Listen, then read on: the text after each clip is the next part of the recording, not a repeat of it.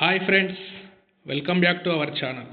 ఈ వీడియోలో మనం ఇస్రోకు సంబంధించిన ప్రాజెక్ట్స్ గురించి, అలాగే రాష్ట్రాలు వాటి యొక్క సాంప్రదాయ జానపద నాటక రూపాల గురించి, అలాగే ఆర్గనైజేషన్స్ వాటి యొక్క హెడ్ క్వార్టర్స్ స్థాపించిన సంవత్సరం గురించి, అలాగే 100కి పైగా ఇంపార్టెంట్ ఆర్టికల్స్ గురించి, ఫైనల్గా ప్రాచీన భారతదేశ చరిత్రకు సంబంధించిన కవులు వారి యొక్క రచనల గురించి తెలుసుకుందాం.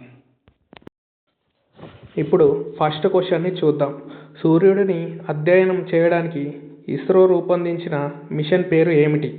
Option A Suraj, option B Exo World, option C Exo పోషాట్, ఆప్షన్ డి ఆదిత్య L1. ఆన్సర్ను కామెంట్లో తెలపండి. 10 సెకండ్స్ టైం ఇస్తున్నా. కరెక్ట్ ఆన్సర్ వచ్చేసి సూర్యుడిని అధ్యయనం చేయడానికి ఇస్రో రూపొందించిన మిషన్ పేరు ఆదిత్య L1.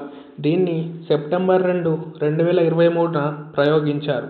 PSLV C-57 అనే రాకెట్ను ఉపయోగించి దీన్ని కక్షలోకి పంపడం జరిగింది. అలాగే ఇది సూర్యుడిని పరిశీలించడానికి భారతదేశం చేపట్టిన మొదటి అంతరిక్ష ప్రయోగం. ఇది భూమి నుండి సుమారు 1.5 మిలియన్ కిలోమీటర్ల దూరంలో ఉంటుంది. అలాగే ఇక్కడ నుండి ఎలాంటి అడ్డంకులు రాకుండా సూర్యుడిని నిరంతరం చూడవచ్చు. ఇస్రో యొక్క స్థాపన ఆగస్టు 15, 1969లో జరిగింది. దీని యొక్క ప్రధాన కేంద్రం బెంగళూరులో కలదు. దీని యొక్క ప్రస్తుత చైర్మన్ ఎస్ సోమనాథన్.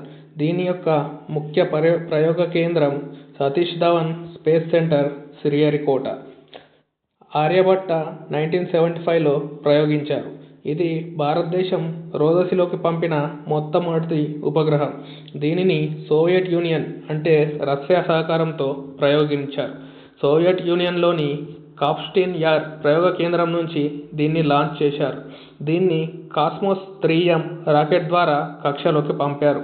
నెక్స్ట్ వచ్చేసి రోహిణి ఉపగ్రహం 1980లో శ్రీహరికోట నుండి స్వదేశీ రాకెట్ అయిన SLV-3 ద్వారా కక్షలోకి పంపిన మొదటి ఉపగ్రహం. భారతదేశం తన సొంత గడ్డపై నుండి సొంత రాకెట్ ద్వారా ప్రయోగించిన మొదటి ఉపగ్రహ సిరీస్ ఇది. చంద్రయాన్-1ను అక్టోబర్ 22, 2008న ప్రయోగించారు. ఈ మిషన్ చంద్రునిపై నీటి ఉనికిని కనుగొని ప్రపంచవ్యాప్తంగా పెద్ద విజయాన్ని నమోదు చేసింది. శ్రీహరికోట నుండి PSLV C-11 రాకెట్ ద్వారా కక్షలోకి పంపారు. అప్పటి ISRO chairman G Madhavan Nair. Last time NTPC phase 1లో చంద్రయాన్-1 లాంచ్ డేట్ ఉపయోగించిన రాకెట్ అప్పటి ఇస్రో చైర్మన్ ఎవరు అని 3 క్వశ్చన్స్ అడగడం జరిగింది. నెక్స్ట్ చంద్రయాన్-2 2019 చంద్రుని దక్షిణ ధ్రువంలో నీటి ఉనికిని మరింత లోతుగా అధ్యయనం చేసింది. అలాగే GSLV MK3 M1 ద్వారా లాంచ్ చేశారు. దీనికి బాహుబలి రాకెట్ అనే పేరు ఉంది.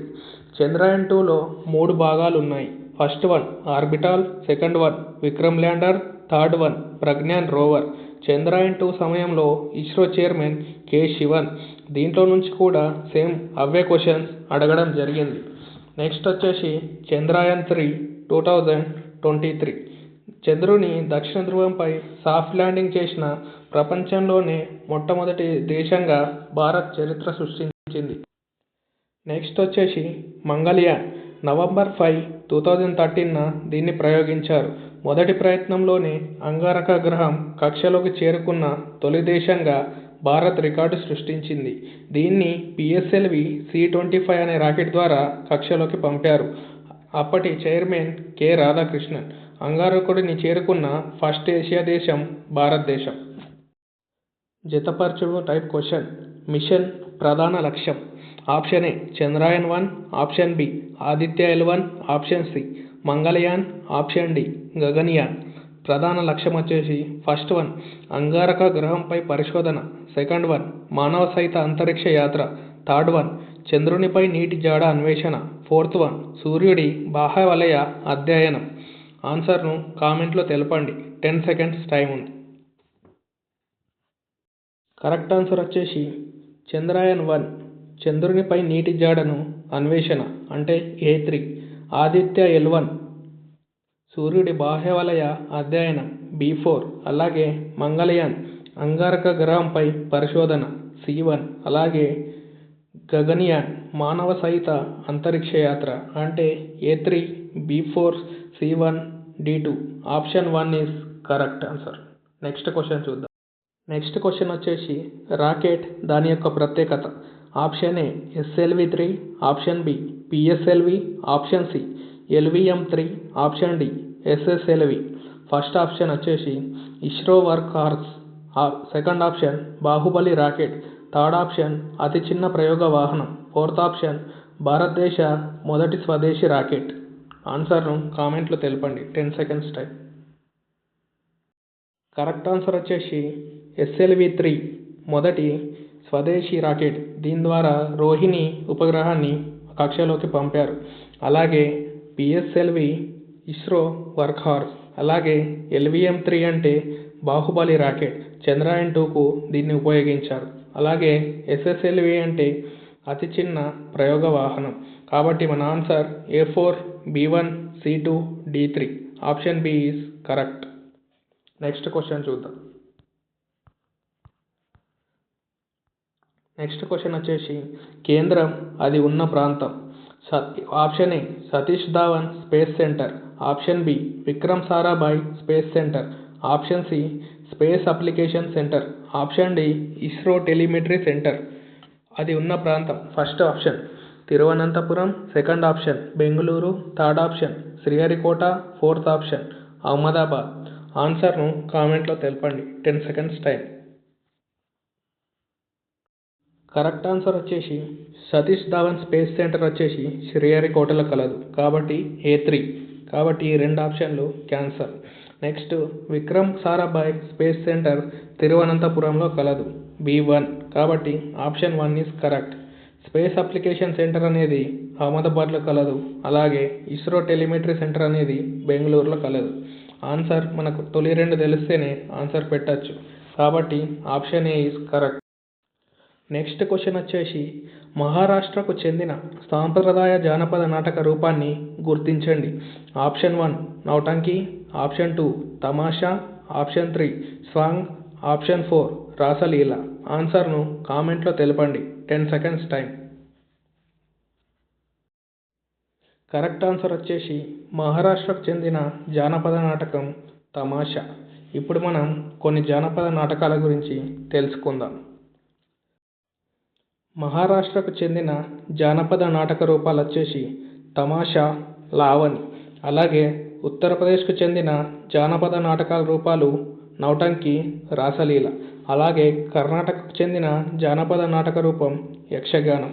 అలాగే ఆంధ్రప్రదేశ్కు చెందిన జానపద నాటక రూపం వీధి నాటకం, బుర్రకథ, తోలుబొమ్మలాట. అలాగే తెలంగాణకు చెందిన జానపద నాటక రూపం చిందు భగవతం, ఒగ్గు కథ. చిందు భగవతం ఇది నిజామాబాద్ మరియు కరీంనగర్ జిల్లాల్లో చాలా బాగా ప్రాచుర్యం పొందిన జానపద కళారూపం. దీన్ని చిందు మాదిగ కులానికి చెందినవారు ప్రదర్శిస్తారు. ఒగ్గు కథ అంటే శివుని చేతిలో డమరుకం. దీన్ని కురుమ అండ్ యాదవ కులానికి చెందినవారు ప్రదర్శిస్తారు. కేరళకు చెందిన జానపద నాటక రూపం కొడియట్టం, ముడియట్టు. ఇది తెయ్యం కూడా ప్రసిద్ధి చెందింది. అలాగే పశ్చిమ బెంగాల్లో జాత్ర, తమిళనాడులో తెరుకుత్తు. నెక్స్ట్ రాజస్థాన్కు చెందిన జానపద నాటకం ఖయాల్. అలాగే మధ్యప్రదేశ్కు చెందింది మార్చ్. అలాగే ఉత్తర భారతదేశానికి చెందింది స్వాంగ్. అలాగే కాశ్మీర్కు చెందిన జానపద నాటకం బాండ్ పతేర్. అలాగే అస్సాంకు చెందిన జానపద నాటకం అంకియా నాట్. అలాగే గోవాకు చెందిన జానపద నాటకం దశావతార్. ఇప్పుడు వీటిపైన మనం కొన్ని క్వశ్చన్స్ చూద్దాం. మొదటి క్వశ్చన్ వచ్చేసి రాష్ట్రం నాటక రూపం. Option A Karnataka, option B Uttar Pradesh, option C Paschim Bengal, option D Madhya Pradesh. First one Nautanki, second one Yakshagana, third one Maach, fourth one Jatra. ఇప్పుడు వీటన్ని గురించి మనం ఆల్రెడీ తెలుసుకున్నాం కాబట్టి ఆన్సర్ను 10 సెకండ్స్లో కామెంట్ చేయండి. కరెక్ట్ ఆన్సర్ వచ్చేసి కర్ణాటకకు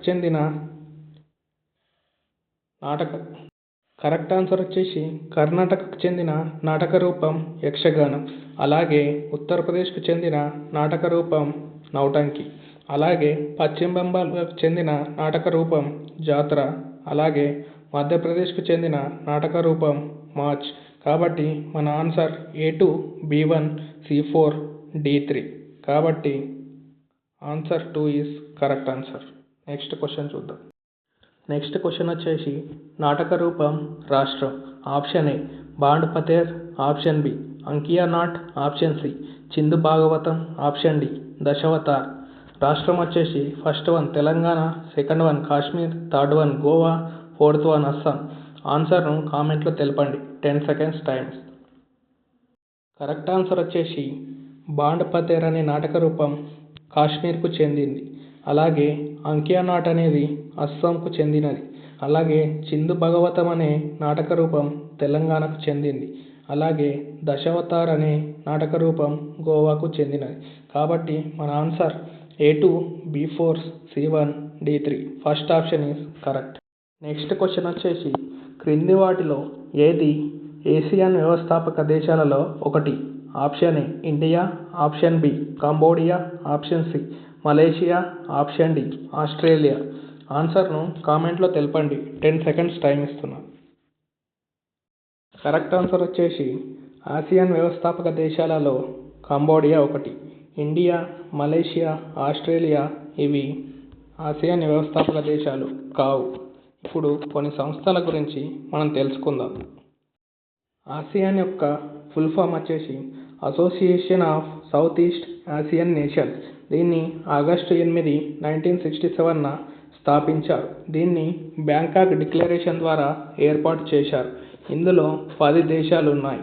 అవి Indonesia, Malaysia, Philippines, Singapore, Thailand, Brunei, Vietnam, Laos, Myanmar మరియు కంబోడియా. 11వ దేశంగా తూర్పు తైమూర్ చేరడం కొరకు ప్రక్రియ సిద్ధంగా ఉంది, ఇంకా చేరలేదు. ఇండియా మరియు ఆస్ట్రేలియా దేశాలు సభ్య దేశాలు కావు, ఇవి భాగస్వామ్య దేశాలు మాత్రమే. బిమ్స్టెక్ యొక్క full form Bay of Bengal Initiative for Multi Sectoral Technical and Economical Cooperation. దీన్ని 1997లో ఏర్పాటు చేశారు. దీని యొక్క ప్రధాన కేంద్రం ఢాకా, బంగ్లాదేశ్లో కలదు. ఇందులో మొత్తం 7 సభ్య దేశాలు ఉన్నాయి. అవి Bangladesh, Bhutan, India, Myanmar, Nepal, Sri Lanka and Thailand. Next వచ్చేసి సార్క్. సార్క్ యొక్క full form South Asian Association for Regional Cooperation. దీన్ని 1985లో ఏర్పాటు చేశారు. దీని యొక్క హెడ్ క్వార్టర్స్ వచ్చేసి కాఠ్మండు, నేపాల్లో కలదు. ఇది ఢాకా డిక్లరేషన్ వల్ల ఏర్పడింది. దీని యొక్క ఫస్ట్ సదస్సు ఢాకా, బంగ్లాదేశ్లో 1985లో జరిగింది. దీనిలో 8 సభ్య దేశాలు ఉన్నాయి. అవేంటంటే మాల్దీవులు, బంగ్లాదేశ్, భూటాన్, శ్రీలంక, పాకిస్తాన్, ఆఫ్ఘనిస్తాన్, నేపాల్, ఇండియా. దీని యొక్క ట్రిక్ వచ్చేసి MBBS పెయిన్ అని గుర్తుపెట్టుకుంటే సరిపోతుంది. G20 group of 20. దీన్ని 1999లో ఏర్పాటు చేశారు. దీనికి శాశ్వత కార్యాలయం లేదు. ప్రతి సంవత్సరం ఒక దేశం అధ్యక్షత వహిస్తుంది.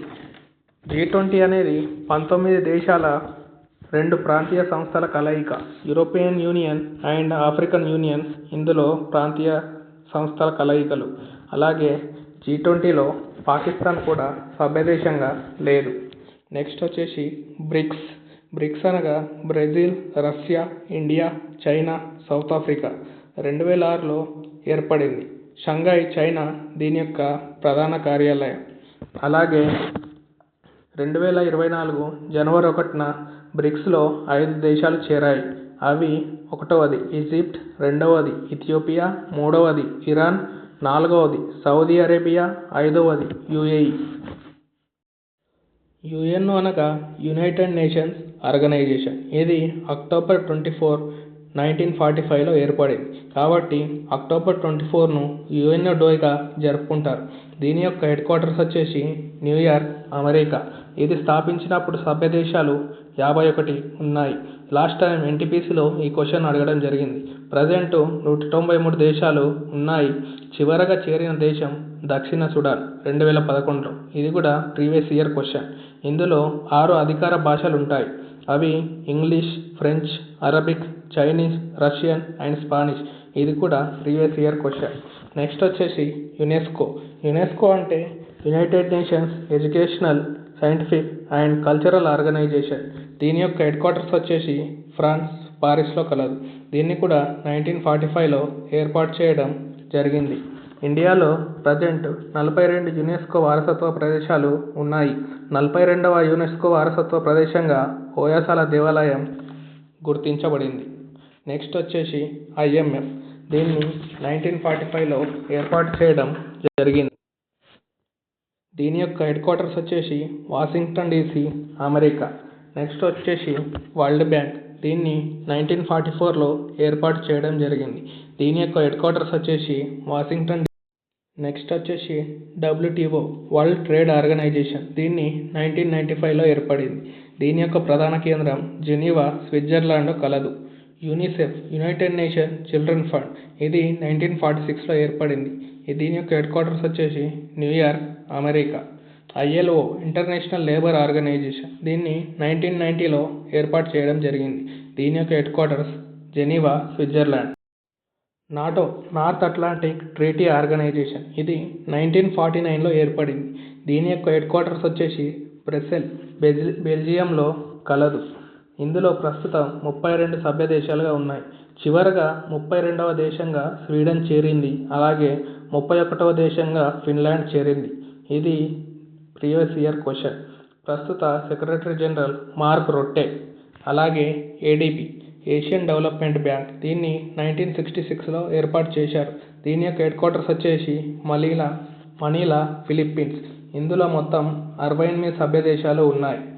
OPEC 1960లో ఏర్పడింది. దీని యొక్క head quarters Vienna, Austria. OPEC అనగా Organization of the Petroleum Exporting Countries. Baghdad సదస్సులో దీన్ని స్థాపించారు. ఇందులో 12 సభ్య దేశాలు ఉన్నాయి. ఇంటర్పోల్ అనగా ఇంటర్నేషనల్ క్రిమినల్ పోలీస్ ఆర్గనైజేషన్. ఇందులో 196 సభ్య దేశాలు ఉన్నాయి. దీని యొక్క మోటో వచ్చేసి connecting police for a safer world. అలాగే దీన్ని 1923లో స్థాపించారు. దీని యొక్క హెడ్ క్వార్టర్స్ వచ్చేసి లియాన్, ఫ్రాన్స్. నెక్స్ట్ వచ్చేసి ఆమ్నెస్టీ ఇంటర్నేషనల్. దీన్ని 1961లో స్థాపించారు. దీని యొక్క హెడ్ క్వార్టర్స్ వచ్చేసి లండన్, బ్రిటన్. నెక్స్ట్ వచ్చేసి HCO అంటే సంఘాయ్ కోఆపరేషన్ ఆర్గనైజేషన్. దీన్ని 2001లో ఏర్పాటు చేశారు. దీని యొక్క హెడ్ క్వార్టర్స్ వచ్చేసి బీజింగ్, చైనా. ఇందులో ప్రస్తుతం సభ్య దేశాలు 10 ఉన్నాయి. భారత్ 2017లో చేరింది. పాకిస్తాన్ కూడా 2017లో చేరింది. 10వ దేశంగా బెలారస్ చేరింది.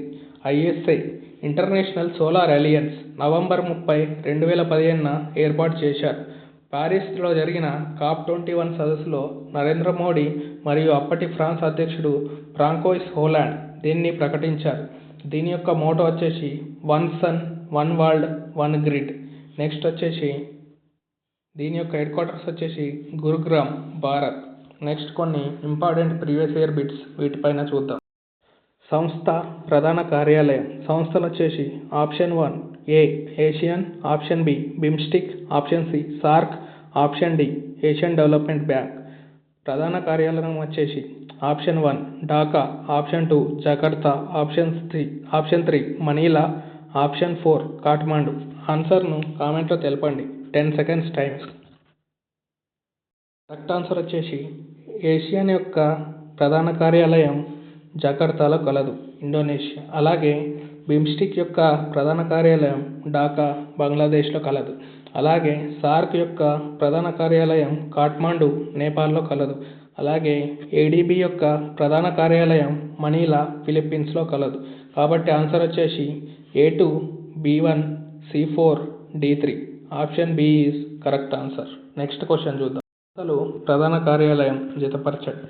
Option A IMF, option B WTO, option C UNESCO, option D OPEC. First one Geneva, Switzerland. Second one Washington DC, America. Third one Vienna, Austria. Fourth one Paris, France. ఆన్సర్ను తెలపండి కామెంట్లో. కరెక్ట్ ఆన్సర్ వచ్చేసి IMF యొక్క head quarters వచ్చేసి Washington DC, America. అలాగే WTO యొక్క head quarters వచ్చేసి Geneva, Switzerland. అలాగే యునెస్కో యొక్క హెడ్ క్వార్టర్స్ వచ్చేసి ప్యారిస్, ఫ్రాన్స్. ఒపెక్ యొక్క హెడ్ క్వార్టర్స్ వచ్చేసి వియన్నా, ఆస్ట్రియా. కాబట్టి మన answer A2, B1, C4, D3. Option 1 is correct answer. Next question వచ్చేసి భారత రాజ్యాంగంలోని ఏ ఆర్టికల్ ప్రభుత్వ ఉద్యోగాలలో సమాన అవకాశాలను కల్పిస్తుంది?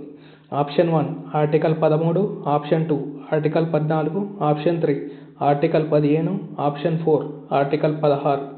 ఆన్సర్ను కామెంట్లో తెలపండి.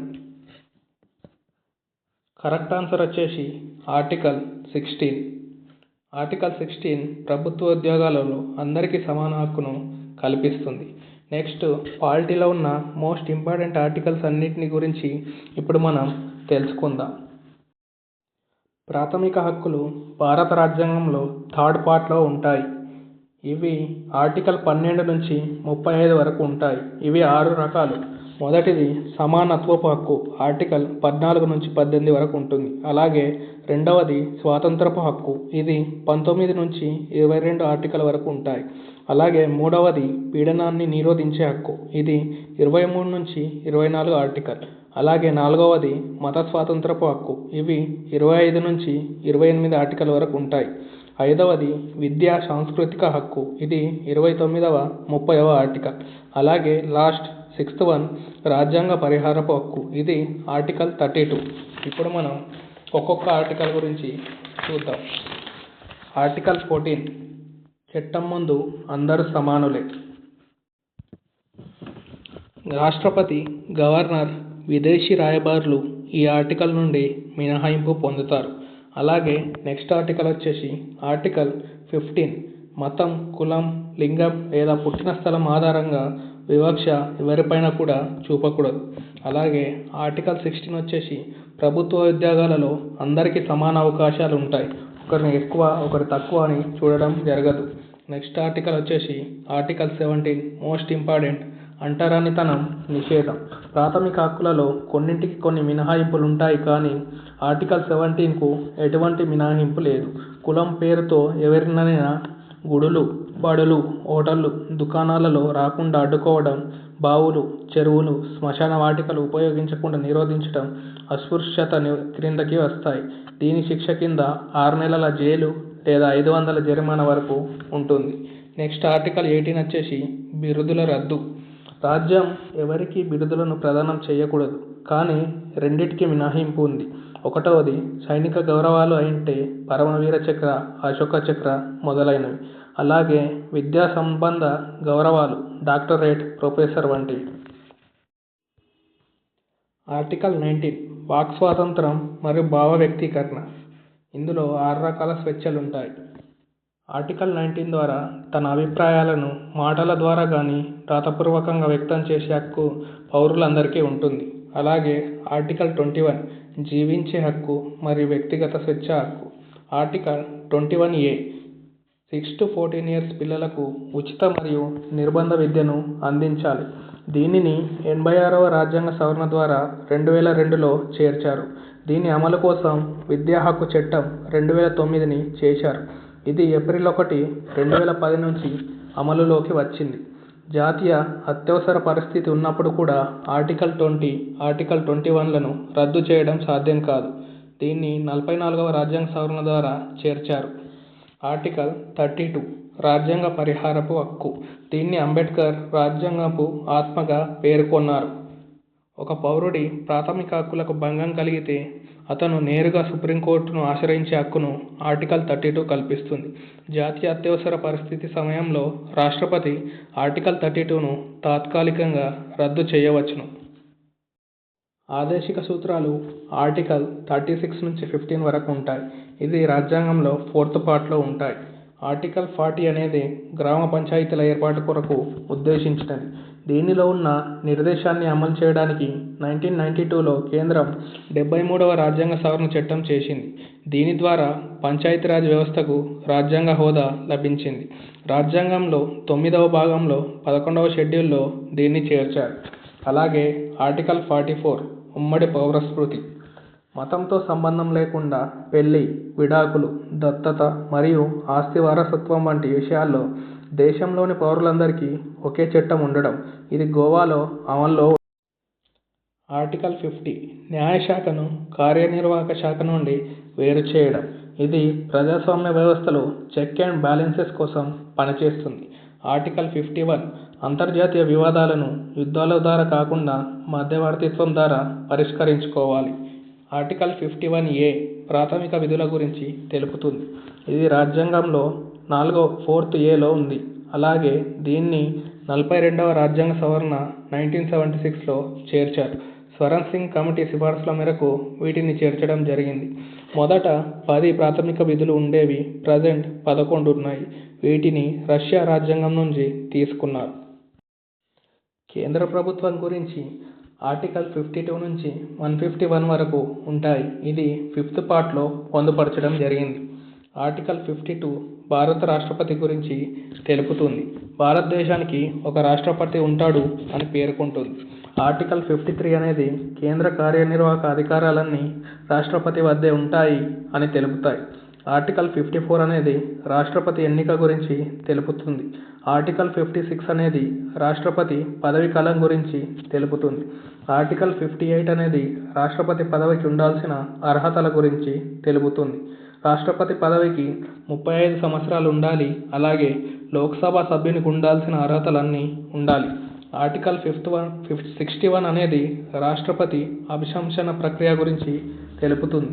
రాజ్యాంగ ఉల్లంఘనలు జరిగినప్పుడు రాష్ట్రపతిని తొలగించే పద్ధతిని ఆర్టికల్ 61 తెలుపుతుంది. అలాగే ఆర్టికల్ 72 అనేది రాష్ట్రపతికి ఉన్న క్షమాభిక్ష అధికారాల గురించి తెలుపుతుంది. శిక్ష పడిన వ్యక్తికి రాష్ట్రపతి ₹5లో ఉపశమనం కలిగించవచ్చు.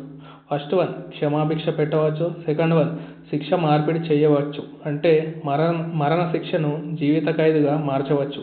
థర్డ్ వన్ శిక్షాకాలం తగ్గించవచ్చు. 10 years ఉన్న శిక్షను 5 yearsకు మార్చవచ్చు. అలాగే ఫోర్త్ వన్ శిక్షా విరమం, అంటే గర్భిణీ స్త్రీలకు, వికలాంగులకు శిక్ష నుండి కొన్నేళ్ల పాటు విరామం ప్రకటించవచ్చు. అలాగే ఫిఫ్త్ వన్ శిక్షా వాయిదా, తాత్కాలికంగా శిక్షను నిలిపివేయవచ్చును. ఆర్టికల్ 76 అనేది అటార్నీ జనరల్ ఆఫ్ ఇండియా గురించి తెలుపుతుంది. కేంద్ర మంత్రిమండలి సలహా మేరకు రాష్ట్రపతి అటార్నీ జనరల్ను నియమిస్తాడు. ఈ పదవికి ఎంపికయ్యే వారు సుప్రీంకోర్టుకు న్యాయమూర్తికి ఉండాల్సిన అర్హతలు కలిగి ఉండాలి. ఆర్టికల్ 110 అనేది ద్రవ్య బిల్లుకు సంబంధించింది. ఒక బిల్లు ద్రవ్య బిల్లు అవునా కాదా అని నిర్ణయించే అధికారం స్పీకర్ది. ద్రవ్య బిల్లును మొదట లోక్సభలోనే ప్రవేశపెట్టాలి. ఆర్టికల్ 112 వార్షిక ఆర్థిక నివేదిక, అంటే ఒక సంవత్సరంలో ఏప్రిల్ 1 to మార్చ్ 31 వరకు ప్రభుత్వం రాబడులు అండ్ ఖర్చుల అంచనాను నివేదించడమే వార్షిక ఆర్థిక నివేదిక. ఆర్టికల్ 123 రాష్ట్రపతి ఆర్డినెన్స్, అంటే పార్లమెంట్ చట్టం చేయనప్పుడు రాష్ట్రపతి జారీ చేసే ఒక తాత్కాలిక చట్టాన్ని ఆర్డినెన్స్ అంటారు. ఆర్టికల్ 124 సుప్రీంకోర్టు ఏర్పాటు గురించి తెలుపుతుంది. సుప్రీంకోర్టు స్థాపన, నిర్మాణం మరియు న్యాయమూర్తుల నియామకం గురించి వివరిస్తుంది. Article 148 CAG, comptroller and auditor general గురించి వివరిస్తుంది. కేంద్ర మంత్రిమండలి సలహా మేరకు రాష్ట్రపతి కాగ్ను నియమిస్తాడు. ఇతని యొక్క పదవీకాలం 6 years లేదా 65 years, ఏది ముందైతే అది. కాగ్ను guardian of the public purse అంటారు. ప్రస్తుత కాగ్ గిరీష్ చంద్ర ముర్ము. ఆర్టికల్ 226 హైకోర్టులు రిట్లు జారీ చేసే అధికారం గురించి తెలుపుతుంది. హైకోర్టు పౌరుల ప్రాథమిక హక్కులను రక్షించడానికి 5 రకాల రిట్లు జారీ చేయును. అవి హేబియస్ కార్పస్, అంటే అక్రమ నిర్బంధం నుండి వ్యక్తిని విడిపించడం. సెకండ్ వన్ మాండమస్, అంటే ప్రభుత్వ అధికారిని తన విధిని నిర్వహించమని ఆదేశించడం. థర్డ్ వన్ ప్రొహిబిషన్, దిగువ కోర్టులు తమ పరిధిని దాటకుండా నిరోధించడం. ఫోర్త్ వన్ సెర్షియరీ, అంటే దిగువ కోర్టులు ఇచ్చిన తప్పుడు తీర్పును రద్దు చేయడం. ఫిఫ్త్ వన్ కోవరెంటో, అంటే ఏ అధికారంతో ఒక వ్యక్తి ప్రభుత్వ పదవిలో ఉన్నాడో ప్రశ్నించడం. ఆర్టికల్ 280 ఆర్థిక సంఘం గురించి తెలుపుతుంది. ప్రతి 5 సంవత్సరాలకు ఒకసారి దీన్ని ఏర్పాటు చేస్తారు. ఇందులో ఒక చైర్మన్, 4 ఇతర సభ్యులు ఉంటారు. వీరిని రాష్ట్రపతి నియమిస్తాడు. ఫస్ట్ ఆర్థిక సంఘం చైర్మన్ వచ్చేసి కేసీ నియోగి. 15వ ఆర్థిక సంఘం చైర్మన్ ఎన్కే సింగ్. అలాగే 16వ ఆర్థిక సంఘం చైర్మన్ అరవింద్ పనగారియా. ఆర్టికల్ 324 ఎన్నికల సంఘం గురించి తెలుపుతుంది. ఇది లోక్సభ, రాజ్యసభ, రాష్ట్ర శాసనసభ, శాసనమండలి, అలాగే రాష్ట్రపతి, ఉపరాష్ట్రపతి ఎన్నికలను నిర్వహిస్తుంది. గ్రామ పంచాయతీలు అలాగే మున్సిపాలిటీల ఎన్నికలను ఇది నిర్వహించదు. రాష్ట్ర ఎన్నికల సంఘం వాటిని నిర్వహిస్తుంది. ఇప్పుడు అత్యవసర పరిస్థితుల గురించి తెలుసుకుందాం. ఆర్టికల్ 352 జాతీయ అత్యవసర పరిస్థితి గురించి వివరిస్తుంది. యుద్ధం, విదేశీ దురాక్రమణ, స్వదేశీ తిరుగుబాటు. మంత్రిమండలి సలహా మేరకు రాష్ట్రపతి జాతీయ అత్యవసర పరిస్థితిని విధిస్తాడు. ఒకసారి ఆమోదిస్తే 6 నెలలు అమల్లో ఉంటుంది. అలాగే ఆర్టికల్ 356 రాష్ట్రపతి పాలన గురించి తెలుపుతుంది. ఏదైనా ఒక రాష్ట్ర ప్రభుత్వం రాజ్యాంగ నిబంధనల ప్రకారం నడవకపోతుందని గవర్నర్ నివేదిక సమర్పిస్తే రాష్ట్రపతి పరిశీలించి రాష్ట్రపతి పాలన విధిస్తాడు. ఒకసారి ఆమోదిస్తే 6 నెలలు అమల్లో ఉంటుంది. దీన్ని 3 సంవత్సరాల వరకు పొడిగించవచ్చు. పంజాబ్లో 1951లో మొదటిసారి రాష్ట్రపతి పాలన విధించారు. తెలంగాణ, ఛత్తీస్గఢ్లో ఒక్కసారి కూడా రాష్ట్రపతి పాలన విధించలేదు. అలాగే ఆర్టికల్ 360 అనేది ఆర్థిక అత్యవసర పరిస్థితి గురించి వివరిస్తుంది. ఇండియాలో లేదా అందులో ఏదైనా ఒక ప్రాంతం ఆర్థిక స్థిరత్వం లేదా పరపతి ముప్పులో ఉందని రాష్ట్రపతి భావిస్తే ఆర్థిక అత్యవసర పరిస్థితి విధిస్తాడు. ఒకసారి పార్లమెంట్ ఆమోదిస్తే అనిశ్చిత కాలం ఉన్నంత వరకు అమలులో ఉంటుంది. ఆర్టికల్ 368 రాజ్యాంగ సవరణ పద్ధతి. రాజ్యాంగ సవరణ బిల్లును లోక్సభ లేదా రాజ్యసభలో ఎక్కడైనా ప్రవేశపెట్టవచ్చు. రాజ్యాంగ సవరణ విషయంలో ఉభయ సభల సంయుక్త సమావేశం నిర్వహించడానికి వీలు లేదు. ఇప్పుడు కొన్ని క్వశ్చన్స్ చూద్దాం. విషయం ఆర్టికల్. ఆప్షన్ ఏ చట్టం ముందు అందరూ సమానం. ఆప్షన్ బి అంటరానితనం నిర్మూలన. ఆప్షన్ సి బిరుదుల రద్దు. ఆప్షన్ డి ప్రాథమిక విధులు. ఫస్ట్ ఆప్షన్ వచ్చేసి article 17, second option article 14, third option article 51A, fourth option article 18. ఆన్సర్ను కామెంట్లో తెలపండి. కరెక్ట్ ఆన్సర్ వచ్చేసి చట్టం ముందే అందరు సమానం, ఆర్టికల్ 14 A2. అలాగే అంటరానితనం నిర్మూలన ఆర్టికల్ 17 B1. అలాగే బిరుదుల రద్దు ఆర్టికల్ 18 C4. ప్రాథమిక విధులు ఆర్టికల్ 51A D3. కాబట్టి మన ఆన్సర్ వచ్చేసి A2 B1 C4 D3. Option 2 is correct.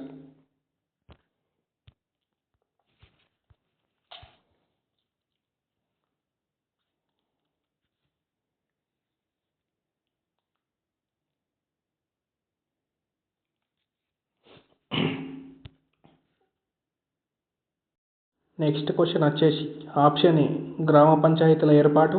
Option B ఉమ్మడి పౌర స్మృతి. ఆప్షన్ సి కార్యనిర్వాహక శాఖ నుండి న్యాయశాఖ వేరు. ఆప్షన్ డి అంతర్జాతీయ శాంతిని ప్రోత్సహించడం. First one article 44, second one article 40, third one article 51, fourth one article 50. ఆన్సర్ను కామెంట్లో తెలపండి. 10 సెకండ్స్ టైం ఇస్తున్నాను. గ్రామ పంచాయతీల ఏర్పాటు ఆర్టికల్ 40.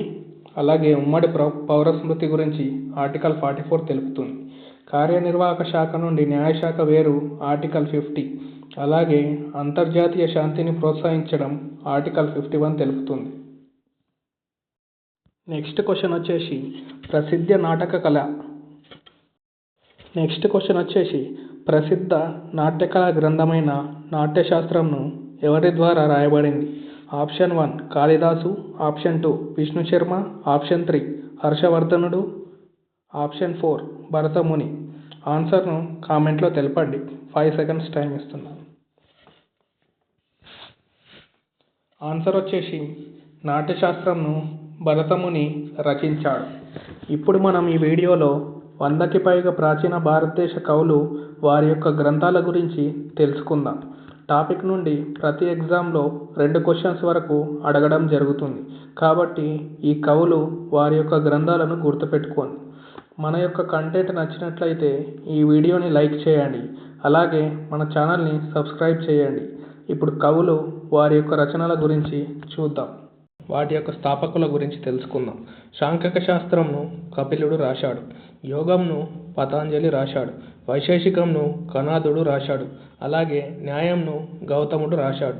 పూర్వమీమాంసను జైమిని రాశాడు. ఉత్తర మీమాంసను బాదరాయణుడు రాశాడు. భద్రబాహు కల్పసూత్ర రాశాడు. అలాగే కొండ కుందనాచార్య వీరు రాసిన 3 గ్రంథాలను సారత్రయం అంటారు. అందులో మొదటిది సమయసారం, రెండవది ప్రవచనసారం, మూడవది పంచస్తికయ సారం. సోమదేవసూరి రాసింది యశస్సు తిలక, అలాగే నీతి కావ్యామృత. ఈ 2 కూడా సంస్కృత గ్రంథాలు. ధనపాల మెల్లినాథుడు తిలకమంజరి అనే సంస్కృత రచన రాశాడు.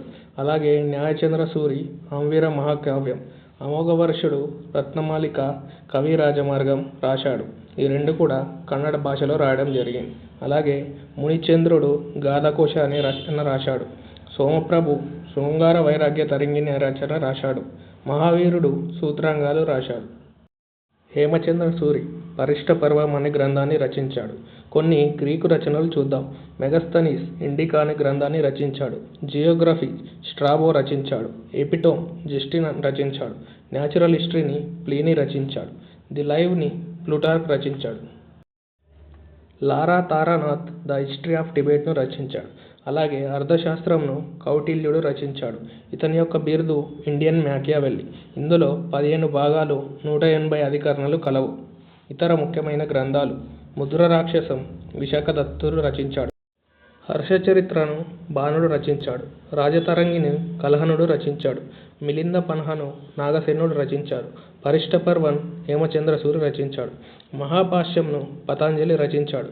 కాళిదాసు ఇతన్ని ఇండియన్ షేక్స్పియర్ అంటారు. ఇతను రచించిన గ్రంథాలు అభిజ్ఞాన శకుంతలం, మాళవికాగ్న్యం, విక్రమోర్వశీయం. కాళిదాసుని ఇండియన్ షేక్స్పియర్ అంటారు. ఇతని యొక్క గ్రంథాలు అభిజ్ఞాన శకుంతలం, మాళవికాగ్నిమిత్రం, విక్రమోర్వశీయం. అలాగే మేఘదూతం, కుమార సంభవం, ఋతు సంహారం, రఘువంశం అనే కావ్యాలు కూడా రచించాడు. భారవి కిరుతార్జున విజయం, కీర్తార్జనీయం అనే రచనలు రాశాడు. మాగా శిశుపాల వధ అనే రచన రాశాడు. అలాగే కుమారదాస జానకి అపహరణం అనే రచన రాశాడు. ఇందులో విష్ణుశర్మ పంచతంత్రం, అమరసింహ అమరకోశం, వరసూచి ప్రాకృతాపకాశ, సుశ్రుతుడు సుశ్రుత సంహిత అనే రచన రాశాడు. చరకుడు చరక సంహిత అనే రచనలు రాశాడు. ఈ క్వశ్చన్స్ అన్నీ కూడా మల్టిపుల్ చాయిస్లో రావడం జరుగుతుంది. ధన్వంతరి ఆయుర్వేదం అనే గ్రంథాన్ని రాశాడు. ఆర్యభట్ట సూర్య సిద్ధాంతం, ఆర్యభట్టీయం, దశగీతిక అనే గ్రంథాలు రాశాడు. వరాహమిహిరుడు బృహత్ సంహిత, పంచసిద్ధాంతిక, బృహజ్జాతక అనే గ్రంథాలు రాశాడు. బ్రహ్మగుప్తుడు బ్రహ్మస్ఫుట సిద్ధాంతం అనే గ్రంథాన్ని రాశాడు. అలాగే బృహత్కథ ప్రాకృతంలో గుణాఢ్యుడు రచించాడు. ఈ క్వశ్చన్స్ జతపరచడంలో చాలాసార్లు అడగడం జరిగింది. బృహత్ సంహిత వరాహమిహిరుడు రచించాడు. బృహజ్జాతక వరాహమిహిరుడు రచించాడు. బృహత్ స్మృతి సిద్ధాంతం బ్రహ్మగుప్తుడు రచించాడు. బృహత్ కథా మంజరి క్షేమేంద్రుడు రచించాడు. బృహత్ కథా కోశ హరిసేనుడు రచించాడు. కామాంధుడు నీతిశాస్త్రం రచించాడు. వజ్జిక కౌముది మహత్వం రచించాడు. అలాగే విశాఖదత్తుడు ముద్ర రాక్షసం రచించాడు. శుద్రకుడు మత్స్యకటికం రచించాడు. అలాగే సోమదేవుడు కథాసరిసగం రచించాడు. హర్షుడు రత్నావళి, నాగానందం, ప్రియదర్శిక, పార్వతీ పరిణయం అనే గ్రంథాలను రచించాడు. మయూరుడు సూర్యాశతకం, మయూర శతకం అనే గ్రంథాలు రచించాడు. భర్తృహరి సుభాషిత శతకం, శృంగార శతకం, నీతి శతకం, వైరాగ్య శతం అనే గ్రంథాలను రచించాడు. దండి దశకుమార చరిత్ర, దీన్ని కేతన తెలుగులో అనువాదించాడు. పంప ఆదిపురాణం, విక్రమార్జున విజయం, కన్నడ కవిత్రయంలో ఇతను ఒక కథను. కన్నడ కవిత్రయంలో 2వ వాడు పొన్న, ఇతను శాంతి పురాణంను రచించాడు. 3వ వాడు రన్న, ఇతను అజిత పురాణం, గాథాయుద్ధం రచించాడు. అమోఘవర్షుడు కవి రాజమార్గం, ప్రశ్నోత్తర రత్నమాలిక, రత్నకావ్యం మొదలైనవి రాశాడు. అలాగే హరిసేనుడు హరివంశం అనే గ్రంథాన్ని రాశాడు. భాస్కరాచార్యుడు సిద్ధాంత శిరోమణి అనే గ్రంథాన్ని రాశాడు. వాగ్భటకుడు అష్టాంగ సంగ్రహణం అనే గ్రంథాన్ని రాశాడు. మాధవకారుడు మాధవ నినాదం అనే గ్రంథాన్ని రాశాడు. భారవి కీర్తార్జనీయం అనే గ్రంథాన్ని రాశాడు. ఇది కూడా ఇంపార్టెంట్ గ్రంథం. అలాగే శ్రీహర్షుడు నరసదీయ శతకం, అలాగే సోమదేవుడు కథాసరిసాగరం, ఇది కూడా ఇంపార్టెంట్. అలాగే రాజశేఖరుడు కర్పూరమంజరి, కావ్యమీమాంస, బాలభారతం, హరివిలాసం, బాలరామాయణం మొదలైన గ్రంథాలు రాశాడు. అలాగే జయనాయక పృథ్వీరాజ విజయం అనే గ్రంథాలను రాశాడు. క్షేమేంద్రుడు నృపావళి, బృహత్కథా మంజరి అనే గ్రంథాలను రాశాడు. అలాగే పద్మగుప్తుడు నవసాహసాంక చరిత అనే గ్రంథాన్ని రాశాడు. ఇది మళ్ళీ రిపీట్ అయింది. అలాగే బిల్హనుడు విక్రమాంక దేవ చరిత అనే గ్రంథాన్ని రాశాడు. చాంద్ బర్దాయ్ పృథ్వీరాజ్ రాసో అనే గ్రంథాన్ని రచించాడు. ఇది కూడా ఇంపార్టెంట్. అగస్త్యుడు బాలభారతం, సుకృతి కోముదం, ప్రతాప చరిత్రం మొదలైన గ్రంథాలను రాశాడు. విద్యానాథుడు ప్రతాపరుద్రియం అనే గ్రంథాన్ని రాశాడు. జయపసేనాని గీతరత్నావళి, నృత్యరత్నావళి, వాయిద్యరత్నావళి అనే 3 గ్రంథాలను రాశాడు. ఇవి కూడా చాలా ఇంపార్టెంట్. కేతన దశకుమార చరిత, ఆంధ్ర భాషాభూషణం, విజ్ఞానేశ్వర్యం అనే గ్రంథాలను రాశాడు. మంచన కేయూర భవచరిత్ర అనే గ్రంథాన్ని రాశాడు. బద్దెన నీతిశాస్త్ర ముక్తావళి, సుమతి శతకం మొదలైన గ్రంథాలను రాశాడు. యాదవక్కుల అన్నమయ్య సర్వేశ్వర శతకాన్ని రాశాడు. గోన బుద్ధారెడ్డి రంగనాథ రామాయణం రాశాడు. మల్లికార్జున పండితుడు శివతత్వ సారాన్ని రాశాడు. సింగన సకల నీతి సమ్మతం రాశాడు. అలాగే నన్నయ్య చోళుడు కుమార సంభవం రాశాడు. పాల్కురికి సోమనాథుడు బసవ పురాణాన్ని రాశాడు. ఇది కూడా ఇంపార్టెంట్. రావిపాటి తిప్పన అంబికా శతకం రాశాడు. అలాగే అలసాని పెద్దన్న మనుచరిత్ర, హరికథాసారం, రామస్తరాజం రాశాడు. అలాగే నంది తిమ్మన పారిజాతాపహరణం రాశాడు. మల్లన రాజశేఖర చరిత్ర రాశాడు. దుర్జటి శ్రీకాళహస్తీశ్వర శతకం, శ్రీకాళహస్తీశ్వర మహాత్యం అనే గ్రంథాలను రాశాడు. అలాగే రామభద్రుడు సకల నీతి సంగ్రహం, రామాభ్యుదయం అనే గ్రంథాలను రాశాడు. పింగళి సూరన్న రాఘవ పాండవీయం, ప్రభావతి ప్రద్యుమ్నం, కళాపూర్ణోదయం అనే గ్రంథాలను రాశాడు. రామరాజభూషణుడు వసుచరిత్ర, హరిశ్చంద్ర నలోపాఖ్యానం అనే గ్రంథాలను రాశాడు. తెనాలి రామలింగ పాండురంగ మహాత్యం, ఘటికా మహాత్యం అనే గ్రంథాలను రాశాడు. ఓకే, గంగాదేవి సంస్కృతంలో మధురా విజయ అనే గ్రంథాన్ని రాసింది. గంగాధర ప్రతాప విలాసం అనే గ్రంథాన్ని రాశాడు. శ్రీకృష్ణదేవరాయ అముక్తమాల్యద, జాంబావతి పరిణయం, ఉషా పరిణయం, సకల కథాసారం, మదలసాపరిణయం మొదలైనవి రాశాడు. ఇవి కూడా ఎగ్జామ్ పాయింట్ ఆఫ్ వ్యూలో చాలా ఇంపార్టెంట్. ఆచార్య నాగార్జునుడు లలితా విస్తార, కరంద వ్యూహ, సుర్హల్లేఖ మొదలైన గ్రంథాలు రాశాడు. ఇది కూడా ఇంపార్టెంట్.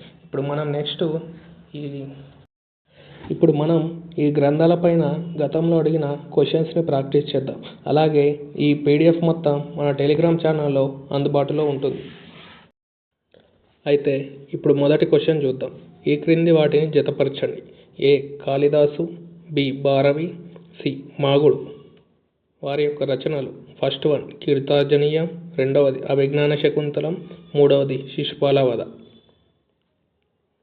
30 సెకండ్స్ టైం ఇస్తున్నాను, జతపరచండి.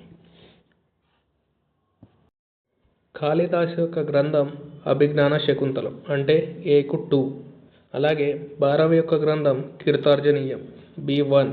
అలాగే మాగుని యొక్క గ్రంథం శిశుపాల వధ, C3. అంటే option first correct answer. Next question వచ్చేసి ఈ క్రింది వాటిని జతపరచండి. కౌటిల్యుడు, ఆప్షన్ ఏ. ఆప్షన్ బి విశాఖదత్తుడు, ఆప్షన్ సి శుద్రకుడు. వారి యొక్క గ్రంథాలు: మొదటిది ముద్ర రాక్షసం, రెండవది అర్థశాస్త్రం, మూడవది వృచ్చకటికం. ఆన్సర్ తెలపండి. 30 సెకండ్స్ టైం. కౌటిల్యుల యొక్క గ్రంథం అర్థశాస్త్రం, A2. అలాగే విశాఖదత్తుంది ముద్ర రాక్షసం, B1. అలాగే శుద్రకుడు మత్స్యకటికం, C3.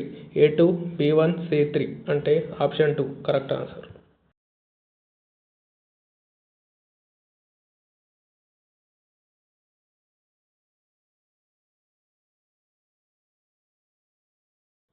బాణభట్టుని యొక్క గ్రంథం హర్షచరిత, అంటే A1. వాక్పతిరాజుది గౌడవహో, అంటే B2. అలాగే బిల్హనుంది B3. విక్రమాంక దేవచరిత, అంటే option A1, B2, C3. Option 1 correct answer. Fourth question వచ్చేసి ఈ క్రింది వాటిని జతపరచండి. ఆప్షన్ ఏ అశ్వఘోషుడు, ఆప్షన్ బి బాణుడు, ఆప్షన్ సి విష్ణు శర్మ. అలాగే వారి యొక్క గ్రంథాలు: మొదటిది బుద్ధ చరిత, రెండవది స్వప్న వాసుదత్తం, మూడవది పంచతంత్రం. ఆన్సర్ కామెంట్ చేయండి. 30 సెకండ్స్ టైం. ఆన్సర్ వచ్చేసి అశ్వఘోషుని యొక్క గ్రంథం బుద్ధ చరిత్ర, అంటే A1. బాణుని యొక్కది స్వప్న వాసుదత్తం, B2. అలాగే విష్ణు శర్మది Panchatantram, C3. Option A2, A1, B2, C3. Second option is correct.